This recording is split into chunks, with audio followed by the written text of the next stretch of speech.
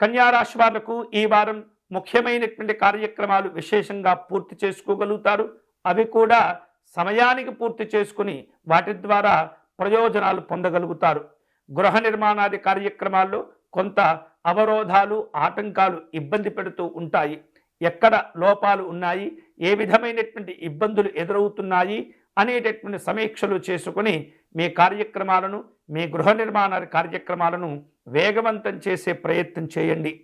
ఈ వారం వ్యాపార రంగంలో ఉన్నటువంటి వాళ్లకు అనుకూలంగా ఉంటుంది. ఆశించిన లాభాలు కూడా పొందగలుగుతూ ఉంటారు. మంచి మంచి అవకాశాలతో కూడిన విద్యా సంబంధమైనటువంటి విశేషాలు కనిపిస్తున్నాయి. ఈ వారం విద్యార్థులకు అనుకూలమైనటువంటి ప్రయోజనాలు సిద్ధించబోతూ ఉన్నాయి. అలాగే ఉద్యోగ రంగంలో ఉన్నటువంటి వాళ్లకు కొన్ని మార్పులు, చేర్పులు కనిపిస్తూ ఉన్నాయి. అంతేకాకుండా ఇష్టమైనటువంటి ఉద్యోగం కోసం ప్రస్తుతం పనిచేస్తున్నటువంటి సంస్థ నుండి బయటకు వచ్చేటటువంటి ఆలోచనలు కూడా కనిపిస్తూ ఉన్నాయి, కలుగుతూ ఉంటాయి. అంతేకాకుండా వేరు వేరు రూపాలలో ప్రయాణాలను ఏర్పాటు చేసుకుంటూ ఉంటారు. ఆరోగ్య విషయాల్లో జాగ్రత్తగా ఉండండి. ఒకేసారి ఎక్కువ పనులు చేపట్టినప్పుడు కొంత ఒత్తిడి, ఇబ్బందులు ఏర్పడుతూ ఉంటాయి.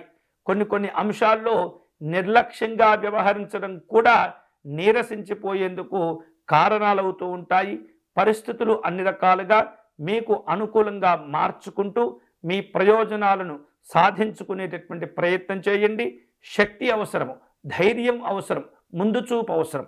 వీటన్నింటి కోసమై ఈ వారం మీరు ఈ రాశివారు, కన్యా రాశి వాళ్ళు చక్కగా సుబ్రహ్మణ్య స్వామిని పూజించటం, ఆరాధించటం మంచిది. వీలైతే కనుక సుబ్రహ్మణ్య స్వామి ఆలయాలను దర్శనం చేసుకోవటం, స్వామివారికి క్షీరాభిషేకాన్ని నిర్వహించుకోవటం, చలివిడిని స్వామివారికి నివేదించి అది ప్రసాదంగా తీసుకునే ప్రయత్నం చేయండి. అన్ని విధాలుగా మీకు యోగదాయకమైనటువంటి ఫలితాలు కలిసి వస్తాయి.